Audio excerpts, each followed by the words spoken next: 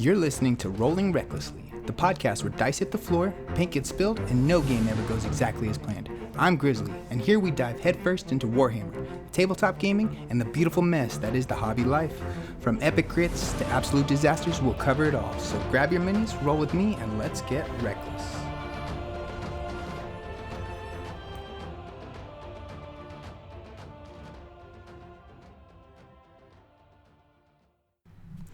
Welcome back to Rolling Recklessly, the podcast where we dive into the lore, hobby, and the heart of Warhammer at Age of Sigmar. I'm your host, Grizzly, and in our last lore episode, we explored the Soul Wars, and Nagash's bid to seize control over every soul in existence. But today, we're picking up right where that story left off, and explaining how his ambition nearly tore the mortal realms apart. It all began with the Great Black Pyramid, an immense arcane engine built at the heart of Hysh, the realm of death. Nagash's plan was simple, at least in his mind. Harness the ley line network that connects all realms and redirect every dying soul into his domain. If it worked, death would rule forever. But Hysh is a hungry realm, and the power flowing through it was far greater than the necromancer had anticipated. As the ritual neared completion, the ley line energy began to overload, and that's when the Skaven made their move. Acting on behalf of the Great Horned Rat, newly ascended to godhood, they burrowed beneath the pyramid and tampered with its wards. They unleashed the raw warpstone energy into the spell's core, corrupting it beyond control. When Nagash triggered his ritual, it didn't channel death magic neatly into his control, it detonated it.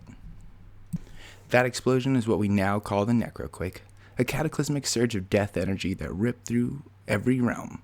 Entire continents shifted, storms of magic erupted, and the laws of reality themselves were rewritten. The skies darkened. The winds howled with the voices of the dead from the chaos, endless spells were born, living manifestations of raw, uncontrolled sorcery. But the Necroquake did more than twist the fabric of magic. It changed the balance of power forever. It created the Shaiish Nadir, a pit of concentrated death energy at the heart of Nagash's realm, and gave rise to new horrors and new armies. From that pit, a new empire began to stir, disciplined, unyielding, and built entirely from the bones of the fallen. This is where our story begins, in the aftermath of the Necroquake, as the mortal realms struggle to recover and new forces emerge from the darkness, the Ossiarch Bonereapers.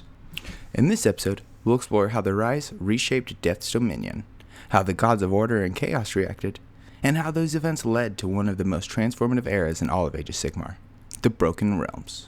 So grab your dice, pour yourself a drink, and settle in, because today we're walking through the ashes of the Soul Wars and into the Broken Realms. When the Necroquake ended, it left the mortal realms in ruins. Magic howled across the skies like a living storm.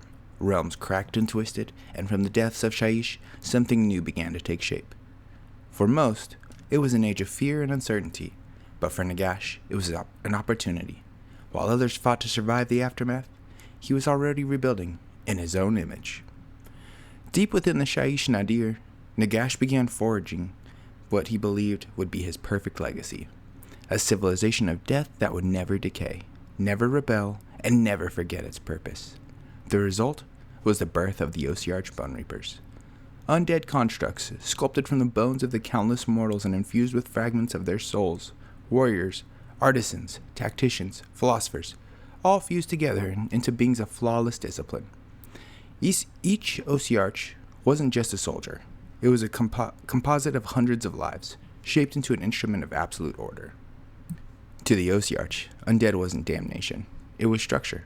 They believed in law, hierarchy, and the endless cycle of service to Nagash. Their cities rose as pale citadels of bone and black marble, anchored by the titanic bone-tithed nexus that fueled their war engines and linked them to their god. Their empire spread quickly, not as a horde, but as a machine, organized, deliberate, and terrifyingly efficient.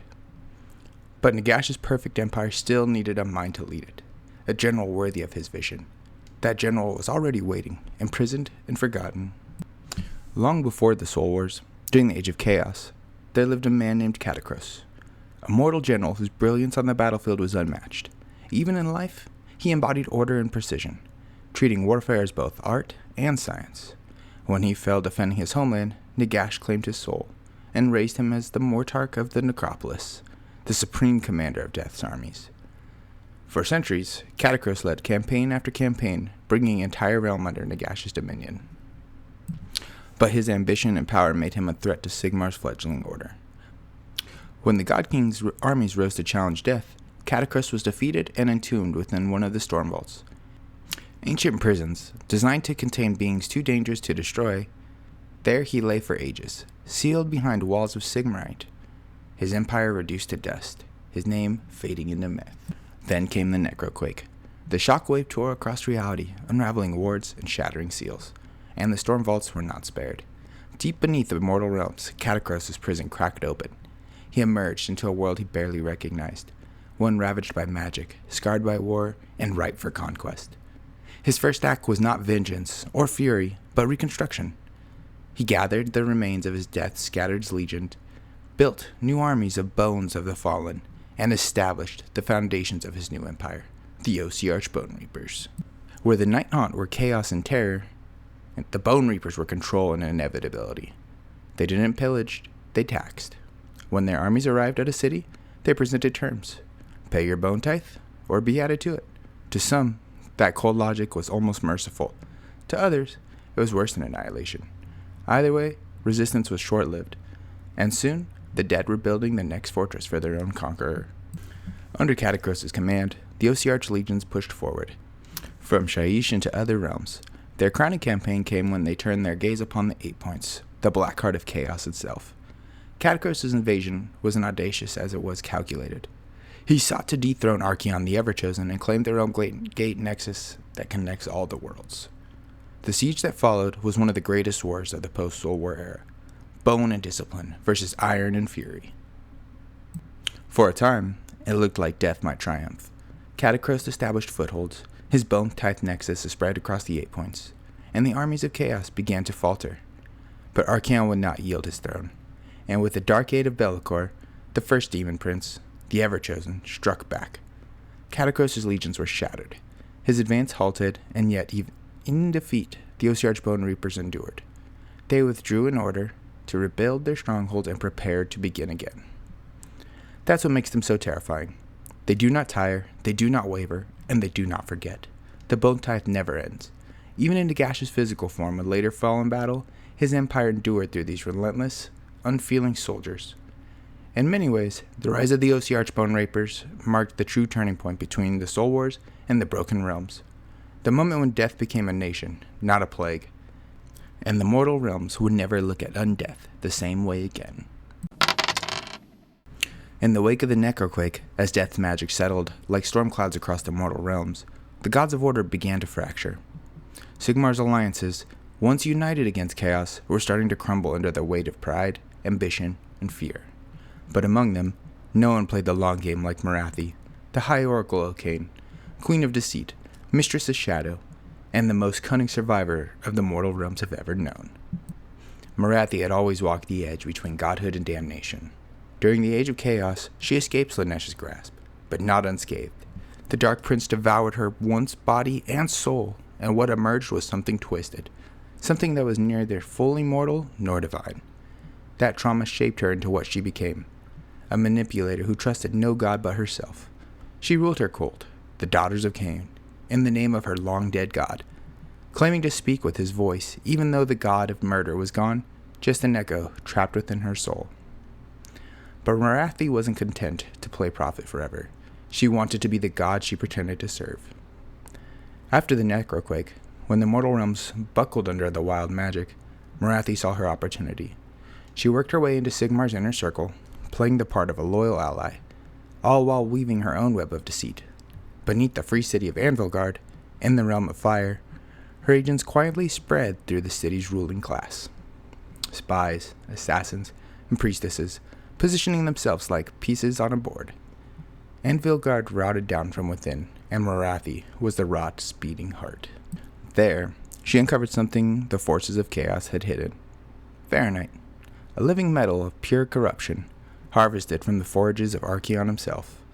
It was the blood of the dark gods, a substance used to create demons and gods alike.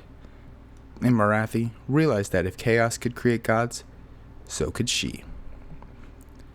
Her great ritual began, a deception so massive it fooled even her most devoted followers.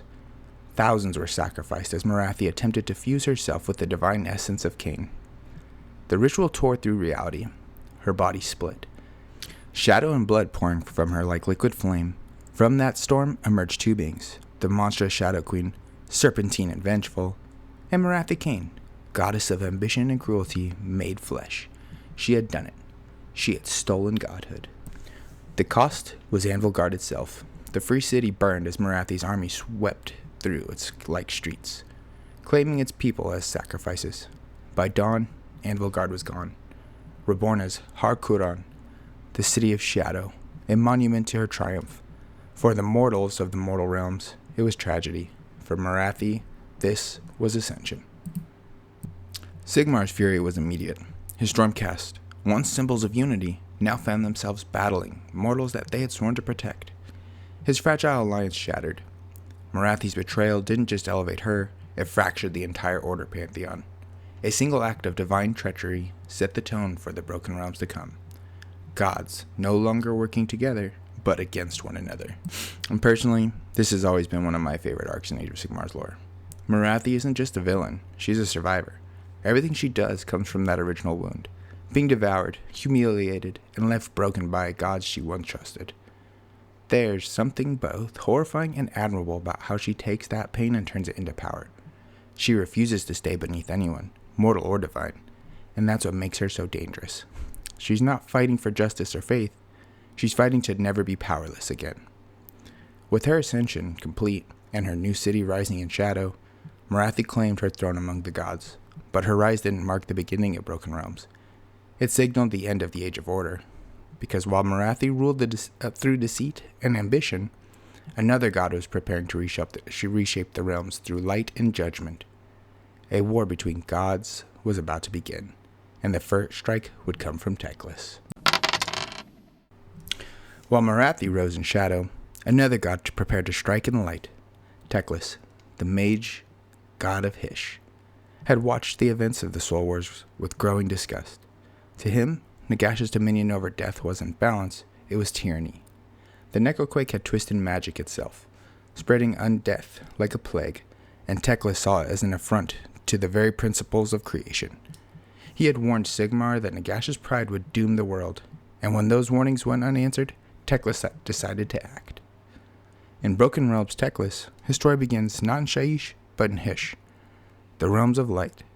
There, Teclis had rebuilt an empire of his own, the Lumineth Realm Lords, shining exemplars of perfection.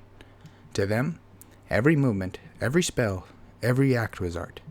Their discipline bordered on devotion, and their devotion bordered on obsession. But even Teclis' radiant empire was not untouched by the Necroquake. The surges of death magic had seeped into every ley line, tainting even the purest of aether. To Teclis, that corruption was a stain he could not abide. He vowed to cleanse it, no matter the cost. So he gathered his armies, the gleaming host of Hysh, bolstered by the Seraphon and Stormcast allies, and marched into the heart of the realm of death. His campaign wasn't of conquest, it was of exorcism. Teclis intended to burn the rot out of existence, and humbled Nagash once and for all. Across the desolate plains of Shaiish, the Ossiarch Bonereapers, led by Katakros, met the forces of Hysh in a confrontation of pure order against pure perfection. Bone and marble collided beneath the skies, lit by a river of spectral energy. Every clash like that of the toll of a cosmic clock. But above that battle, two gods met in open war. Teclis, the bringer of light, and Nagash, the great necromancer. Their duel was not of swords, but of wills, and the realms themselves were their weapons. Nagash commanded the power of every soul that had ever died, drawing on the endless well of Shaiish Nadir. Teclis answered with the light of 1,000 suns, weaving runes of pure Hyshian radiance that blinded even angels. The air itself screamed. Mortals who had witnessed their clash were vaporized, their souls torn free by the backlash. For a moment, it was said that even Sigmar looked down from Azir and did nothing. When the storm cleared, Teclis unleashed his final act, a spell that would become the legend, the Light of Hysh. It was not a beam or a blast, but a wave of absolute illumination that erased the shadow itself. It struck Nagash at the heart of his empire, shattering his corporal form and scattering his essence across the underworlds. The great necromancer was undone. His body dissolved into dust, his will fractured like glass. The soul wars were over. But victory came at a price. Teclis did not simply destroy Nagash. It destabilized the very fabric of undeath. The surge of light seared through Shayish's underworlds, purifying some and annihilating others. Countless souls were cast adrift, untethered from their afterlives. Ghosts screamed through the skies as the veil between life and death flickered like a dying flame. Across the realms, necromantic magic spasmed. Corpses rose without command. Endless spells spun out of control, and the mortis engines that powered Nagash's empire overloaded, imploded with brilliant death. Even the living felt it. In Ghyran, the waters turned gray for a day, and then bloomed into impossible colors. In Shamon, the winds of metal howled with voices. The realms themselves reeled, as if death of God had left a wound across the creation. Teclis called it victory. He declared the soul wars had ended, the infection of pure death cleansed, and the balance restored. But others saw the truth. His purification had simply replaced one imbalance with another. The world had been blinded by his light, and where light burns too brightly, shadow always returns. The Ossiarch Bonereapers endured, their discipline unbroken. Even without Nagash's direct will, Katakros became the de facto ruler of Death's Legion, maintaining order in the silence that followed. But the Night Haunt, the restless spirits of Nagash's making, went mad. Without his control, their grief and hatred spread like wildfire, haunting every corner of the realms. The god of death was gone, but his curse remained. Personally, I love this moment in lore, because it's such a powerful statement about the gods of order. Teclis truly believed he was saving the mortal realms, but his arrogance nearly destroyed them instead. It mirrors Nagash's perfectly. Two gods on opposite sides of the spectrum, both so obsessed with control that they bring ruin in their wake. It's poetic in a way. The light of Hysh and the darkness of Shayish cancel each other out, leaving only chaos behind. And as that chaos spread, the balance of power across the mortal realms began to shift once again. The skies darkened, storms overshadowed rolled across the Zir, and whispers began to echo from the void. The gods of order had torn each other apart. Death was in disarray, and now chaos was ready to strike. The next act in the Broken Realms was about to begin, and it's heralded by Be'lakor, the first demon prince.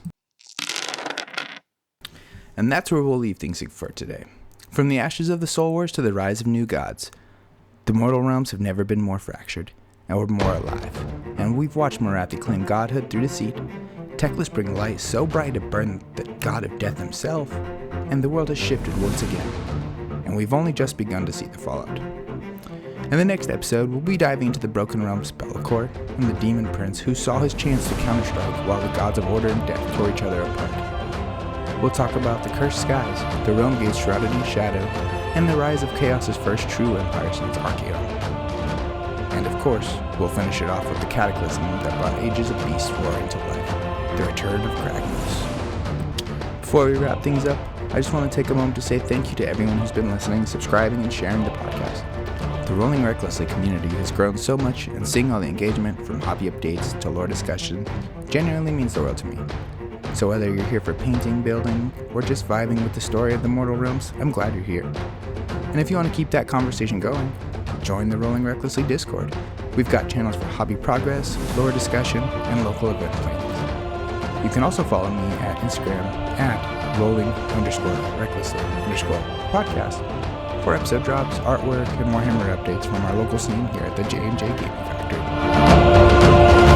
Next episode, we step into the shadows with Be'lakor and watch the skies fall. Until then, may your crits be high, your paint never dry, and your rolls ever reckless.